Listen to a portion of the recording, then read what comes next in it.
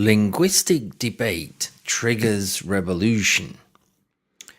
A very specific intellectual controversy between one of the most prominent leaders of behaviorism in psychology, B.F. Skinner, and an originally obscure mathematician who strayed into linguistics, Noam Chomsky, is often taken as the first eruption of the cognitive revolution into academic debate.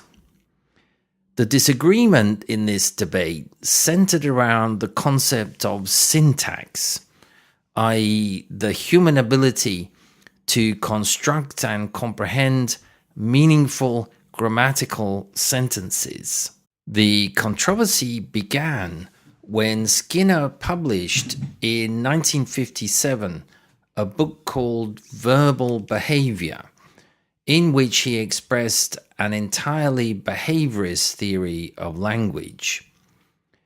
In 1959, Noam Chomsky wrote a devastating review of this book, in which he suggested that the ease and rapidity with which human infants learn their native language is due to our genetic heritage, which so structures our minds that we can effectively learn and use languages. Turing's imaginary machine led other mathematicians to the theory of automata, which then led Chomsky to a formal proof of the inadequacy of behavioristic theory to explain human linguistic abilities.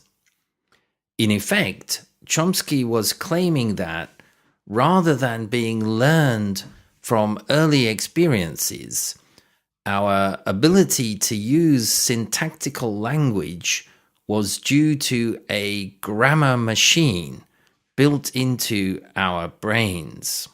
This machine can manipulate and order internal representations of the world in the form of physical symbols into meaningful strings using the machine's built-in rules. Underneath his specific criticisms and proposals, Chomsky was also breaking at least two of behaviorism's most profound taboos. Firstly, against formulating any kind of abstract theory of the mind, and secondly, behaviorism's aversion to any form of speculation as to the internal structure of the mind, especially the positing of mental entities. Chomsky was one of the first theorists to think of the mind in terms of what later became known as the Swiss knife model. Rather than a single giant information processing system, the mind is made up of relatively independent mental organs or modules.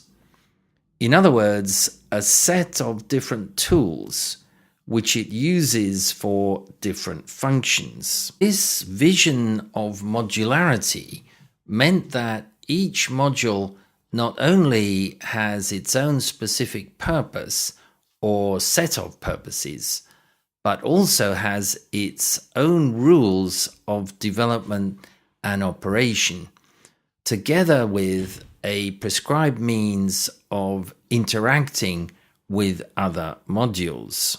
Skinner urged researchers to stay close to the data and to avoid abstract theory.